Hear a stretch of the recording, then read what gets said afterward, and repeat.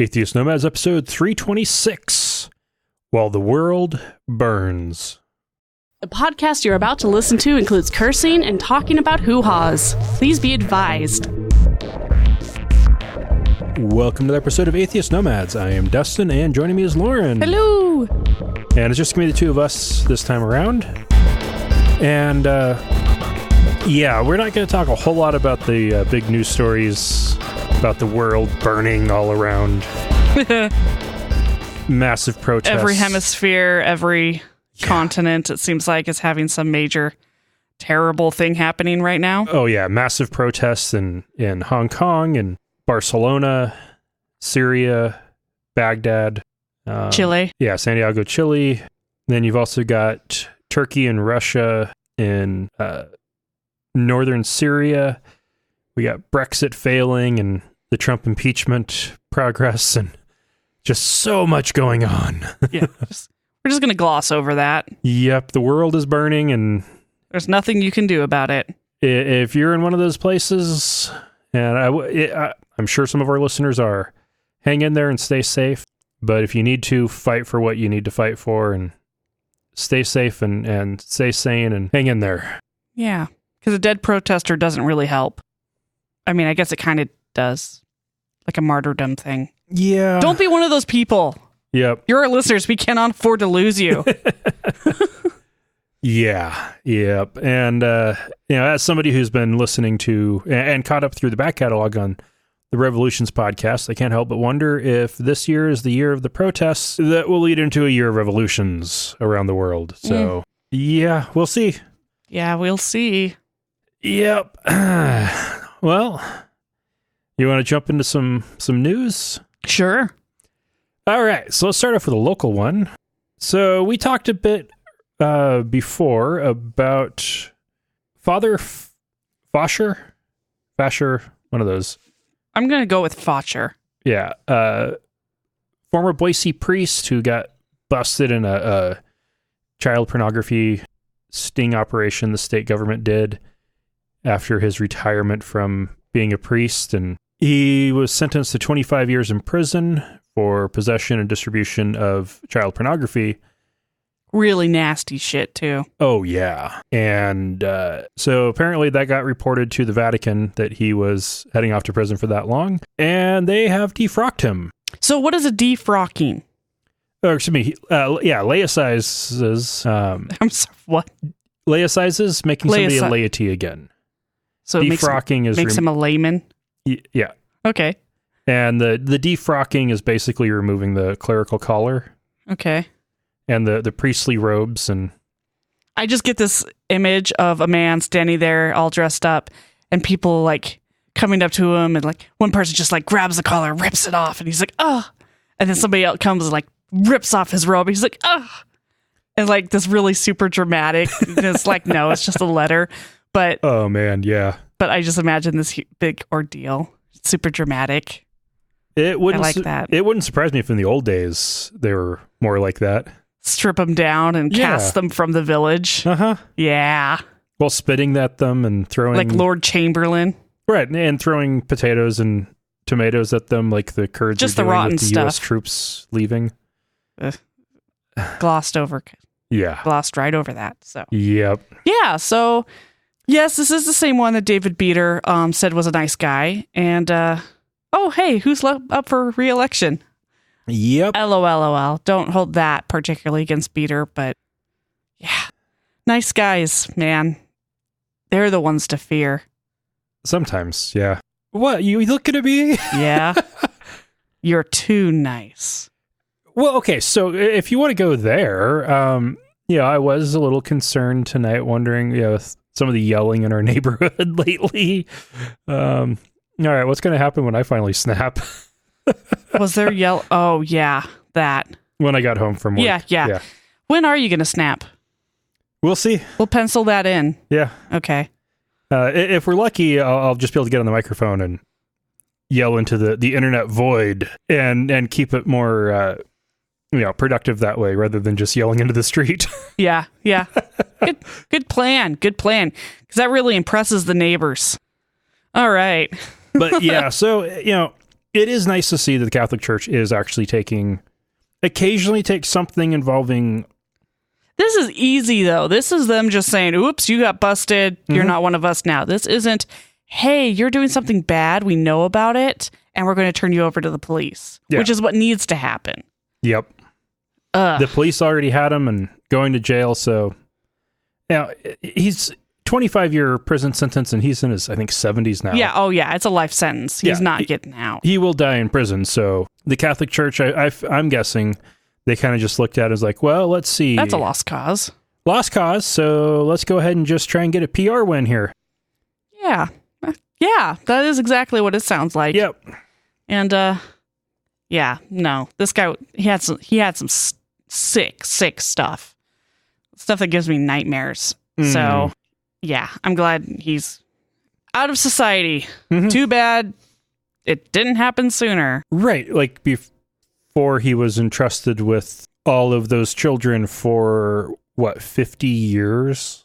He wasn't charged with any actual, damage to any children. True. Which is good. True.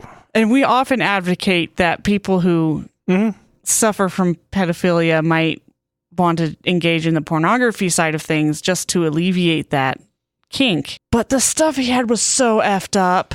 And add to it. And that stuff has to be made by somebody. Yeah. And he was distributing it, which crosses one line. And the other line is, I think I heard a little bit, he might have been involved in making some of it. If I don't know. And if that's the case, really bad. Yeah. And it's the Catholic Church. If you've got a priest who is definitely a pedophile, the chances that he didn't take advantage of children over the course of 50 years is basically zero. Yeah, true.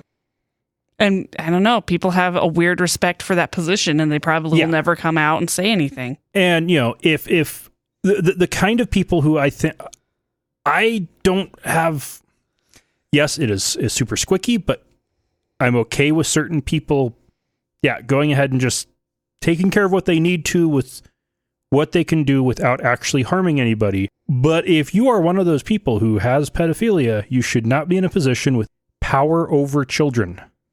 Yeah. Such as a Catholic priest. That is, that's so rapey. Too far. Which I'm sure is a big part of why he got 25 years in prison. Yeah.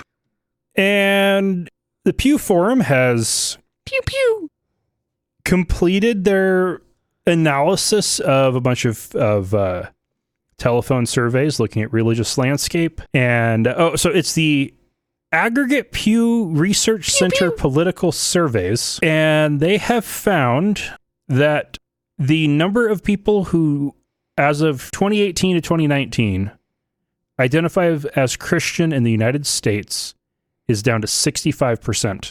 Just back in 2007, with the religious landscape studies, it was 78%, and Pew's numbers from 2009 was 77%. Wow. So we're talking a 12% drop in the number of people who identify as Christians in 10 years. Less than 10 years. Good. You know what that means. Non-Christians are a major voting bloc. The number of people who identify as religiously unaffiliated, that's atheist, agnostic, don't know, don't care, or just not religious. All the nuns have gone from just pews. I hate that term, by the way. I know. Nuns. It's so funny. In 2009, it was 17% of the population. Now, we're up to 26%. Oh, sweet. A whole quarter. That's huge. We're talking a 9% increase in about 10 years. Not bad. No. Considering the Christian loss of 12%, getting most of that is not bad at all. So, and we know it's just people being brave enough to say non-religious or non-affiliated. Mm-hmm. That's awesome. That if you feel comfortable being able to label yourself that means it's working. Yeah, it is. Yeah. So that's awesome. They've also found that The number of people who identify as Protestant has gone from 51% of the population down to 43%. Ooh, big hit there. Catholic has gone from 23% to 20%. Okay. Smaller hit, but still a hit. How? How are you people still Catholic? After everything that's been happening? How? Nothing in particular has gone from 12% to 17%. Oh, that's cute. 5%. Woo! And that's for the people who just don't care to answer with any label. Agnostic has gone from 3% to 5%. Okay. And atheist has gone from 2% to 4%. Ooh, double. Double. That's awesome. No other group can claim doubling. I mean, doubling 2 to 4 is still not huge, but it sounds good. Okay, if I were to write an article about this, it would start with atheists double in numbers. In less than 10 years' time, yeah. U.S. Christendom is under attack. That's awesome. But to put that in some perspective, there are more atheists in the United States than Jews, Muslims, Buddhists, and maybe Hindus combined. This is a telephone survey? This is pooling the data from almost 2 years of phone surveys. Okay. Big sampling. I'm skeptic of phone surveys because they tend to be hugely biased. Pew does really good. Pew pew. They ask lots of questions so they can correct for some of that bias that you get with who has a landline. And like, for example, they have found the trends fit for both men and women. Equally? Women are still more likely to be Christian. But by the same amount they used to be. So there are 11% fewer women who are Christian and 12% fewer men that are Christian than 10 years ago. 10% more, both men and women, are unaffiliated in some way. But every generation had losses on the Christian side and gains on the unaffiliated side. The smallest changes were in the silent generation, so 1928 to 1945. Of course. The biggest change was millennials. Woo! 1981 to 1996. So 16% fewer Christians, 13% more unaffiliated. Now, these kind of surveys, do they stop at millennial or do they go down to Generation Z? They stop at millennial. Okay. At this point. Because, Gen Z... They're turning 18 now. They are, but aren't statistically... significant. A viable group yet. Yeah, they are. Well, I think for surveys. Whatever. Statistically viable for surveys. They certainly like don't have landlines. And they weren't at all 10 years ago. Yeah, that's true. So Generation Z will show up in 10 years. Yeah. But not yet. It kind of blew my mind the other day when I thought about those babies who were first born on the year 2000. What a big deal that was to have the first baby born of the new... Dude, that kid is 19. Yep, almost 20. Almost 20. That's amazing. That blows my freaking mind. I feel so old. In the break room at work, they were playing Friends, and one of our coworkers there, we were all talking and figure out that she was born the same year that Friends started. Wow. And then somebody even younger than her came in.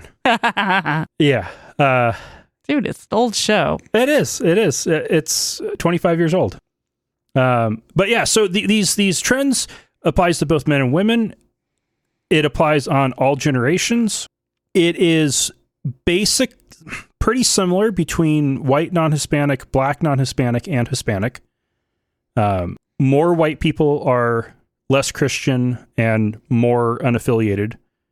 But it does apply to all of them. Oh, wow. Interestingly, black non-Hispanic are 11% less Christian, but only 7% more unaffiliated, whereas Hispanic are 10% less Christian and 8% more unaffiliated.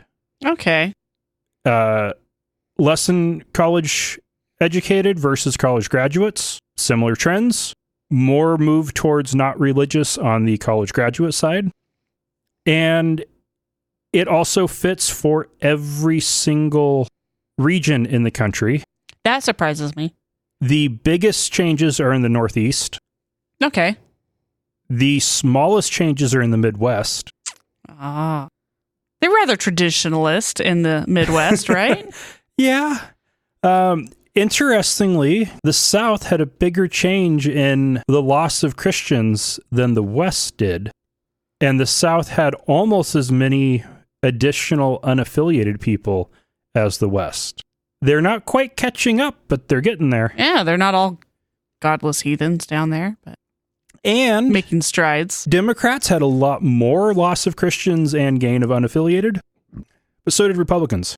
Nice. Not as much, but Republicans did have those changes too. Dude, if you're a non-religious Republican, please stand up for yourself. Write into your representative or something. Make yourself known, because respect. And then vote for Democrats, because the Republican Party is shit right now. Rats on a sinking ship. The ship called the USS Republican Party. So yeah, this is just really, really cool. Christianity is dying. The headlines about this are all that Christianity is either declining at a rapid pace, continuing to decline at a rapid pace, losing the war, or dying. Whoa, people, jeez. It's Christians saying that it's dying. Much? They're trying to get more drama out of it. All right. Also, I think we should promote the celebration of Halloween as the anti-Christmas. Oh. So you should spend all of your Christmas money on Halloween stuff. Okay, I am now bumping up a story because Halloween. Segue. Pew pew. Ken Ham has created a bunch of pamphlets and tracts and handouts that he is encouraging people to buy from his store so they can do reverse trick-or-treating, where you go to somebody's house and knock on the door and hand them a pamphlet. Oh, shit. Or if you're giving out candy, include the pamphlets with it. Or that's how you get your house egged right there. Don't give out candy and just give out the pamphlets. Nope. Don't you dare. I'd rather get a toothbrush than a frickin' Jesus pamphlet. One is a fake $1 million bill with that's pretty clever, though. T-Rex's head ripping through where the president would be. That's awesome. Sweet design choice. And for some of they're Dino Bucks, and where the serial numbers are, they're made to look like in the beginning in Genesis 1:1. What does he have against dinosaurs? Serious? Oh, wait, everything. Ark Park? Yeah, no, this is the guy famous for Ark Park. The Creation Museum? Yeah. So he is obsessed with dinosaurs coexisting with humans. Yeah. He's like that real, that weird kid at 6 who was able to list off every single dinosaur, but he never really grew out of it. And then he was told that they couldn't have possibly existed, and now he's trying to make up for it with Dino Bucks. So the back of the Dino Buck, which you can get in quantities of 200 for $8.99. I can't believe he's selling these. Oh, God. $8.99 for 200 of them. I've never heard of a screenshot. To hand out, you need printed copies. Yeah, screenshot and print. It's not that hard. Actually, I don't know if you could print 200 of them that cheap, even on a inkjet printer. Oh, true. You shouldn't be doing it anyway. Yeah. Anyway, so on the back of them, it says, have you ever lied, stolen, or used God's name in vain? God damn it. If so, you've broken God's law. God damn it. The penalty for your crimes against God is death and eternal hell, because God is holy and just. Just wrong. So, just death and eternal torture is the just reward for saying God damn. Yep. Oh, man. Anybody who thinks that is just is more fucked up than Ken Ham. No, I used to have this argument with a friend in high school at the time. She was always throwing that God is just. I'm like, that side, or that example of just doesn't float anywhere. You can't. No, this isn't just. I don't think you're using that word correctly. She's like, well, it's God's laws, and if you break those laws, you're punished. I'm like, yeah, but No. As a society, we have moved beyond torture. Yes, I know about the waterboarding and whatnot, but at least if you go through the U.S. court system, torture is not allowed. Unless you count the system as torture. Ba-doom. Psh. True. But, like, flogging people isn't allowed anymore. Unless you're flogging Molly. Ba-doom. Psh. And he's staring at me like, God, Lord. And if the U.S., as backwards as it is in terms of criminal justice, can conclude that even short-term torment is wrong, you cannot in any way justify eternal torment as being just for saying some words. For anything. Lying and using the Lord's name in vain are thought crimes, basically. Eternal torment for thought crimes is fucked up. Yep. And he claims that kids love these. Yeah, I'm sure they love getting something that says it's $1 million with a dinosaur instead of a president. That's pretty cool. Like I was saying, good design choice. But he's suggesting giving children on Halloween something that says that they are going to be tortured for eternity. They've been doing this for years. This is not new. No, it's not. It is wrong. Yeah. And that's why nobody goes to that person's house the next year, and or they get egged and TP'd. Lots of tricks on those houses. Yeah. Seriously, it's like the freaking dentist handing out toothbrushes. It's like, okay, it's all right if it's paired with some candy, but if you're just handing out toothbrushes, you're going to get egg on your car. Oh, on Halloween? Yes. That's just... You never heard of that? Handing out toothbrushes on Halloween? Yes. Oh. It's a thing. I haven't. You'd think that it would be their favorite holiday, but... Wow. So, yeah. Ken Ham trying to drive up sales and piss off children and their parents. Poland is in the news again, and it's not good this time either. I think last time it was for Harry Potter book burnings, and now... Oh, wow, that had to have been what, freaking 20 years ago? No, like earlier this year. Oh, God. A couple months ago. No, now it is... Leave Harry Potter alone! I don't even like Harry Potter, but that's... A change in law that is being considered with the goal of preventing pedophilia. It is currently being backed by the Law and Justice Party, which is in charge of the country. For one, if you name your party Law and Justice, it makes you sound like a fascist. Yeah, it does. And if you write a bill trying to prevent pedophilia, it's probably going to be about as bad as the Stop Online Sex Trafficking Act, which does nothing to stop online sex trafficking and will just make things worse. Just like this bill will, which will prohibit and criminalize sexual education in schools. As such bullshit. Punishable by 5 years in prison. God, that's insane. This is making it a felony to tell students that contraceptives exist, to talk to students about how to not get abused, how to avoid pregnancy and sexually transmitted infections.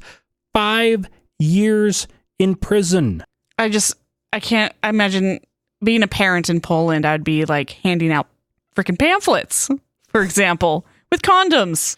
If they're going to leave it up to the parents to teach kids this stuff, then they better step up and do it. I'm going to, man, it wouldn't surprise me if that did happen and take off, then I'm sure they would have the next bill be making it illegal to have a condom within 1,000 feet of school property or something. Probably. 1,000 meters. They should have birth control just like in those like little tampon machines in girls' bathrooms. That would be awesome. That's a $1 million idea right there. Yeah. Except for it would be free, so no money would be made. And they still need to make it not require a prescription. Well, that's a given. You're not going to... Tampon machine doesn't care if you have a prescription. Yeah, you don't need a... Anyway, yeah. And who the hell still charges for tampons these days? You bastards. Yeah, Poland. Be better, Poland. You can be better than us. Do it. Or at least not worse. Yeah, you're just going to end up with a bunch... I don't know. Are they having a population problem? Are they trying to encourage the youngins to get pregnant? What's going on here? They might be. I don't know. I haven't heard anything about population issues in Poland, but I know Russia has some population issues that are contributing to their specific economic downturn at the moment. There's basically a generation that didn't happen. Like there's a couple birth years in the late 30s where it was something like 90% of all men died and like 60% of all women died. Oh, wow.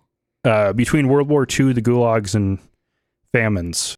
And so when you have that massive of a loss of, I think at that point, I think it was 19, 20-year-olds, it resulted in these big gaps in birth rates. Oh. And they haven't recovered from it. And won't for, at least another couple of, at least one or two generations? It's already been 4. And the birth rates rise and drop and rise and drop. And it's gotten worse, actually, because of economic problems with the fall of the Soviet Union, lowering the birth rate. And now when it lowers the economy, it lowers the birth rate. Yeah. Because babies are expensive. Yeah. Yeah. And if you have access to contraceptives and you know how that works, you don't have as many babies if you're poor. But I thought poor people had more babies. They do, because poor people are more likely to not have access to contraceptives and sex education. It's a access issue if you're poor, not because you're poor, you will have more babies. Yes, direct correlation. That's why you go to college, kids. Yeah. Don't have as many babies. Get that GED, or else you're screwed. Literally. So yeah, I don't know if that's going on here, but I wouldn't be surprised if Poland has similar issues with, considering the fact their country was partitioned, occupied by the Soviet Union. They had significant amounts of their population gassed. Yeah, it really wouldn't surprise me if there are actual population issues they are trying to address the wrong way. Yeah, absolutely. If you want to encourage higher birth rates, there are ways to do that, such as free money for babies. Yeah, make childcare free, make things like formula free, make diapers free, make it not cost more money to have children, and people will have more children. And allow women to go to work. Mm-hmm. Because then, yeah, if a woman can exit and re-enter the workforce easier, that woman is more likely to have more kids. Yep. Especially if stuff like daycare is basically paid for by the state. That would be great. Or just completely paid for. Yeah, those are good ways to increase the birth rate. Not teaching people about where babies come from. Punishing horny teenagers and their teachers. Yeah. Horny preteens. And kind of relevant to Brexit-related issues is Northern Ireland. Actually, that is a huge part of Brexit issues. And they just had a change in law that went into effect. But yesterday? Midnight the 22nd of October. Nice. Because that was the deadline for them to change their laws to come into line with the rest of the UK in terms of legalizing same-sex marriage and abortion. They failed. Yeah. Let me rephrase that. They failed to do anything. Therefore, the default took over, which was... The default happened, which was the British Parliament's ruling that you have to fix this by this date or those laws become void. The laws became void. Good, but not a good way to get that. So Northern Ireland does have a devolved parliament. So they have limited self-rule, much like Scotland does. But they haven't actually had a government in over 2 years. That explains a lot. Yeah. They are unable to form a any kind of, like, no party has a majority, and they are unable to form a coalition because the Unionists and Nationalists don't get along, and there's enough people in the middle that don't agree with either that they just can't. Sounds like they need some new parties. Put something together. Or no party at all. You're always going to have parties. That's true. It always comes down to multiple parties. But, okay, if the two that are up there you don't like, then I don't know. I guess you have to... You would think one of the other parties or several of the other parties would play kingmaker and pick one to create even a weak government so that you have something. Yeah, I mean, how are they getting any of their government-issued IDs or... Oh, the bureaucracy is still functioning. It is being run out of London. Oh, okay, yeah. But creating laws and validating... Having local self-rule, which was something they were granted after a long time as part of the peace accords, the end of the Troubles, and yeah, they can't do it. This is a great example of how well that isn't working right now. Is a bunch of members of their assembly tried to gather, led by anti-abortion MPs. So they got together and quickly found out that with who showed up, they didn't have enough people to be able to elect a speaker to even preside over the meeting they were having. Don't you could have two people and vote for a speaker. They couldn't pick one. Oh my God. This is how democracy fails, by the way. Eventually one was somehow figured out. And for one, Sinn Féin didn't even show up. They refused because they are protesting the entire parliament. Those are the nationalists. Yeah. They win seats to not sit. Yeah. Maybe they should take over. Except their move would be unification with Ireland. Yeah, that would really throw them for a loop, wouldn't it? Uh-huh. Their goal is to dissolve Northern Ireland. Well, they're doing a good job. So they weren't even there. So then you have the various groups that are present. And also Sinn Féin also refused to show up, calling it a circus. Somebody's got to bring the peanuts. So some of the smaller party members went in. The leader of the SDLP showed up and accused the anti-abortion members of using that gathering for using and abusing people's emotions and sensitivities in a way that would undermine Northern Ireland peace. He then got up and walked out along with the rest of his party. All right. By the end... He's not wrong. No, by the end... That's how politics works, though. Everyone had walked out. So when the speaker tried to adjourn the meeting, he had to... Just call it? Use procedural moves to adjourn a meeting with nobody present. That's hilarious. Now, I know how you do that, if assuming they're following anything resembling Robert's Rules of Order. So it'd be, if there are no objections, the meeting is adjourned. You wait, pound the gavel, and say, meeting adjourned. And he did something kind of like that. Yeah, literally everybody was gone. Wow. Everybody's angry about it for one reason or the other, either because... The fact that it was held in the first place, or the fact that it ended up being such a mess? There's people angry about both of those, and there's people angry about the fact they couldn't keep abortion illegal. So now this is left to the British government to create policies, and they will be establishing no later than... Legal frameworks for abortion services will be in place no later than March 31st of 2020, and same-sex marriage rules will be in place no later than January 13th of 2020. So, that's so funny, because the headlines I saw, I thought this was a major win, but it's actually a major loss that resulted in serendipitously good things. Yeah. That's sad. Like the first, and I think we talked about this in July when the British Parliament passed a law saying that this had to change.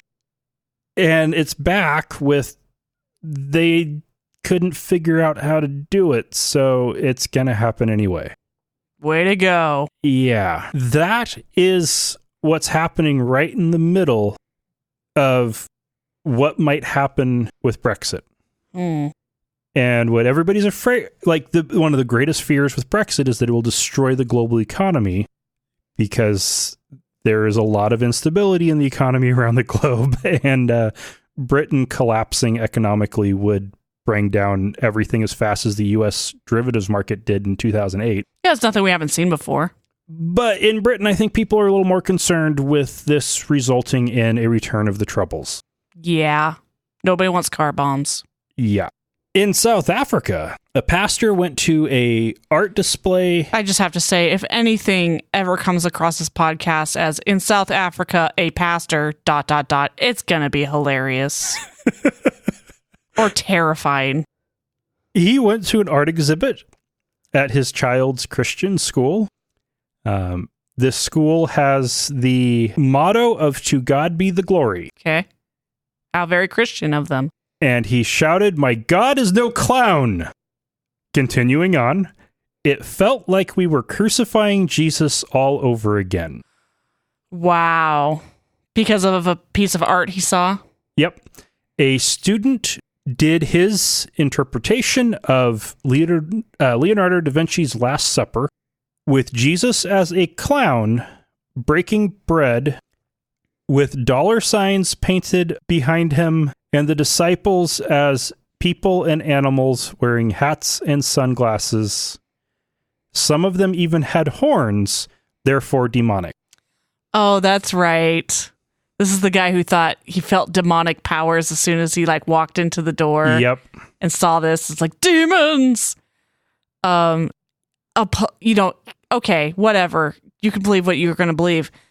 Applause for the school because they didn't take it down. They said in fact, they even asked that people do not repost the artwork anywhere because they said you will not understand it outside of the space of basically what the assignment was. Yeah. So this kid was making a pretty good statement about how organized religion leads to this capitalism worship and how it makes everybody kind of idiots and clownish.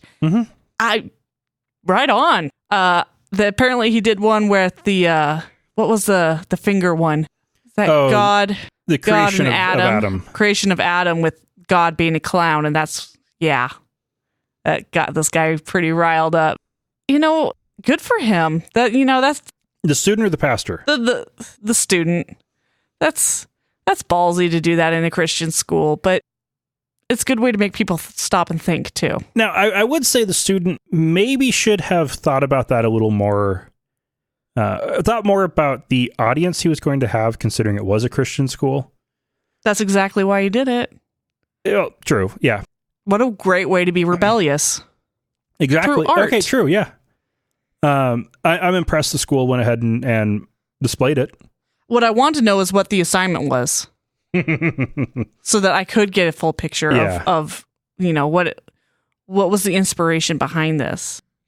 Your take on modern religion? Was it how you think religion affects the world? I mean, I would love to know that, but it's for the kids' protection as well. It's kind of keeping pretty hush hush because one person yells demon and all of a sudden you've got freaking people burning at the stake. Well, and especially when it's a pastor from the Balito Apostolic Faith Mission. Any group calling themselves apostolic is going to be pretty fucked up. Now, is that the top number or the bottom number of the blood pressure?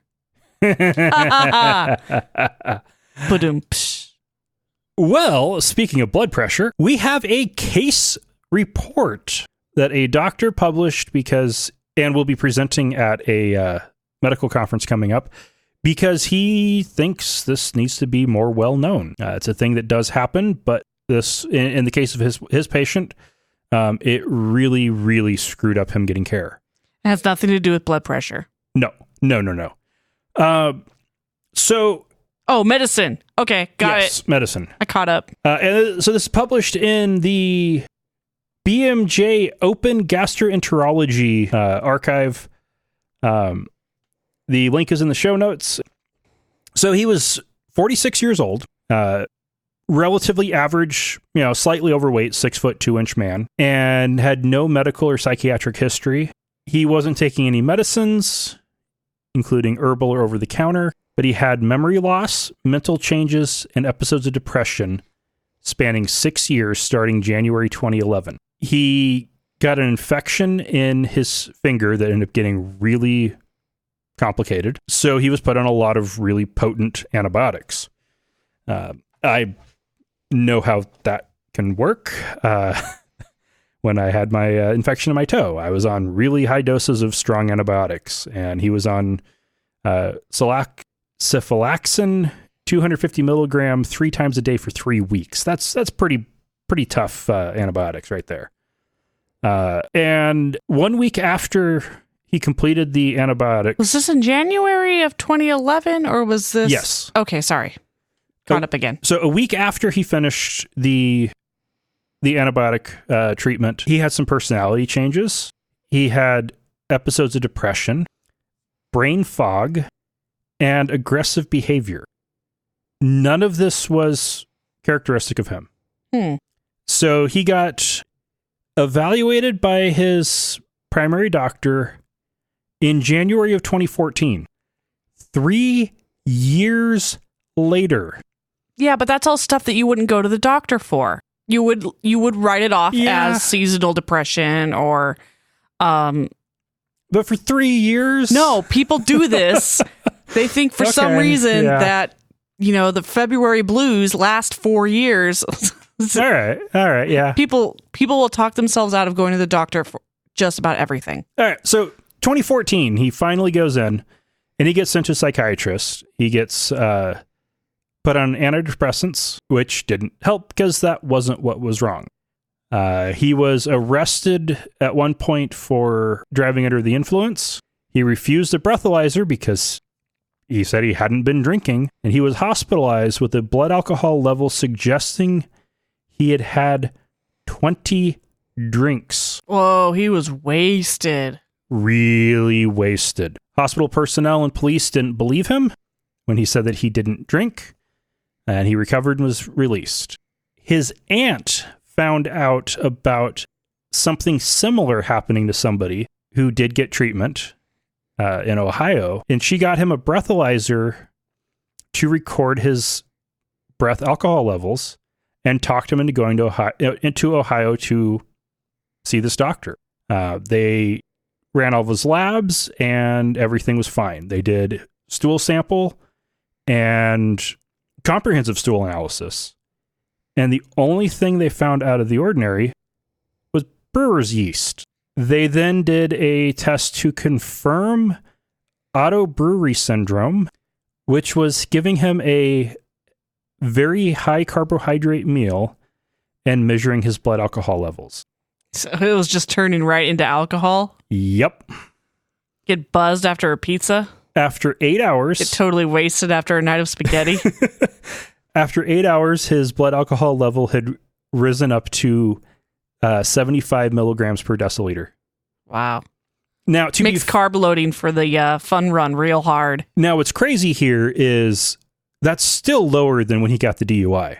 Yeah, well, have some pasta. So they put him on some antifungals for 14 days. No improvement. So they changed to a different antifungal for another 10 days. He improved. He was discharged and put on a strict carbohydrate-free diet with some supplements and no further antifungals treatments. Then it came back. Fungus has a way of staying in your body for a long time. Started with intermittent flares. He saw internists, psychiatrists, neurologists, gastroenterologists.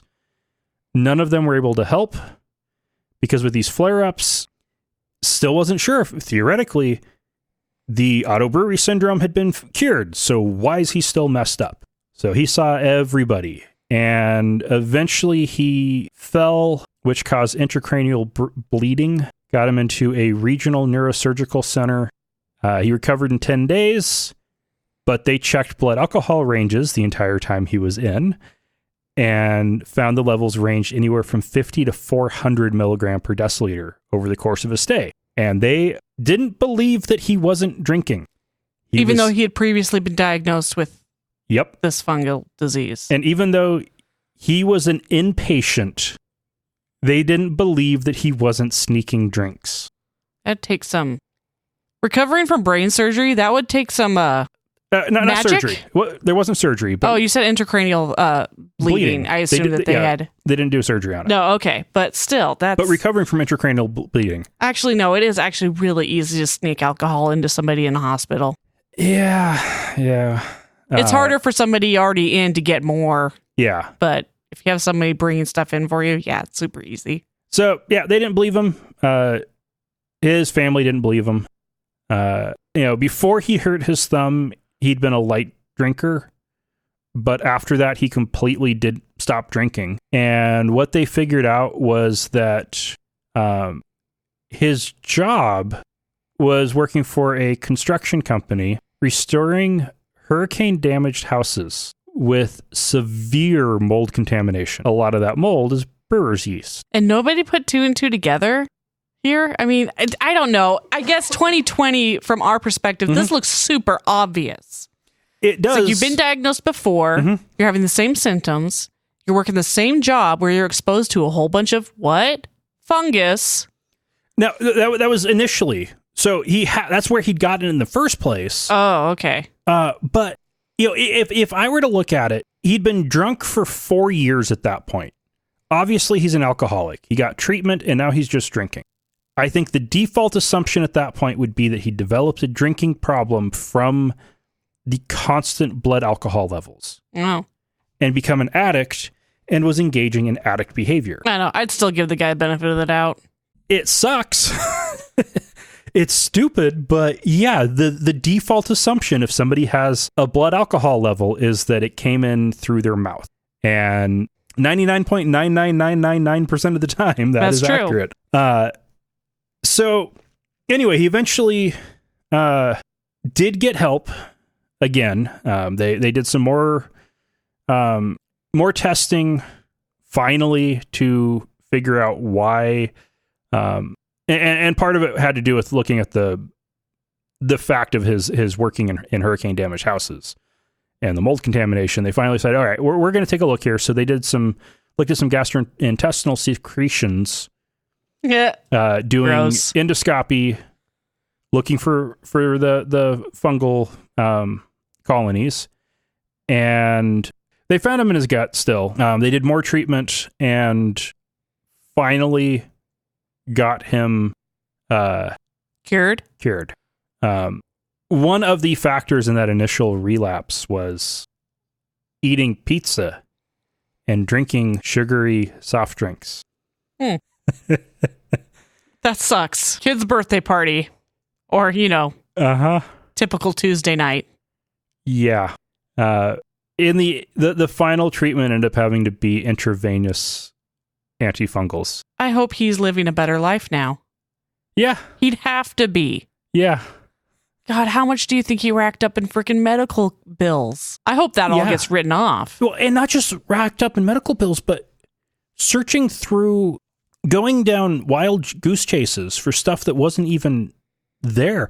And considering he works in construction, the finger injury was probably on the job, and the mold inhalation would have been on the job. So theoretically, that should all have been workers' comp. That would, and that's why people don't want to give out workman's comp. Right. Because those 1 in a million come through and they wipe you out. And that much treatment over 6 years? That's insane. That is. Man, I feel bad for that guy, but he got a case written about him. That's cool. It's going to be presented in at a conference. It's not that this is a common thing, but this doctor is wanting it to get some attention so that people are aware that it happens. Not going to immediately dismiss somebody who is drunk and adamant that they haven't had anything to drink. That there is a chance that your patient is actually telling you the truth. Yeah. Except we know that we know about the liars, though, and they ruin it for everybody. Well, and especially when you consider alcoholics. They'll do anything. Alcoholics They have will to lie. do anything. Oh, man, yeah. All right, we got some feedback. Richard via the website, and I believe this was in response to the Adventist Church changing their abortion policy. He wrote, I think the main purpose of the anti-abortion crowd is not any supposed sanctity of life, but rather just the disempowerment of women. One thing weak and insecure men can't tolerate is a strong, independent woman. And that's, you can pretty much pinpoint it to that because as soon as the kid is born, it's hands off and nobody cares. So yeah, if it's not about the kid, then what's it about? It's about promiscuous women being punished. If a woman has sex for anything other than procreating with her husband in a planned and happy way, it is terrible and needs to be punished. Catholics have a pretty long history of believing that all sex is sinful, and if it's to make babies, it is the least sinful kind of sex. Still sinful, but it's not as bad. It's the least bad kind. Still better than masturbating. Every sperm is sacred. But I really think the anti-abortion thing it's weird. It is. But it's easy to make arguments that convince people of the point. And once you have that frame of mind, worded in religious language, it is difficult to argue against. And it was a very intentional move by the religious right to recruit Catholics. Yeah. That's all it is. In the case of Catholics, it was definitely because they couldn't tolerate strong, independent women. But by the time you got to the modern religious right, all they cared about was getting power. And they viewed this as a way of getting a very large voting bloc and try to win them over from the Democratic Party, make them a part of the Republican Party so they could take over the Republican Party and pack the courts with people who will help create theocracy. Maybe we should just totally reframe the Democratic Party as the feminist party. And just run women. Strong, independent women. That would be so cool. And Randy, via Twitter, at Randy Lamonda, replying to last week's episode about the religious family tree, he wrote, "It always seems to me that religion used the Silk Road to spread and cross-fertilize each other. Does it seem that way to you?"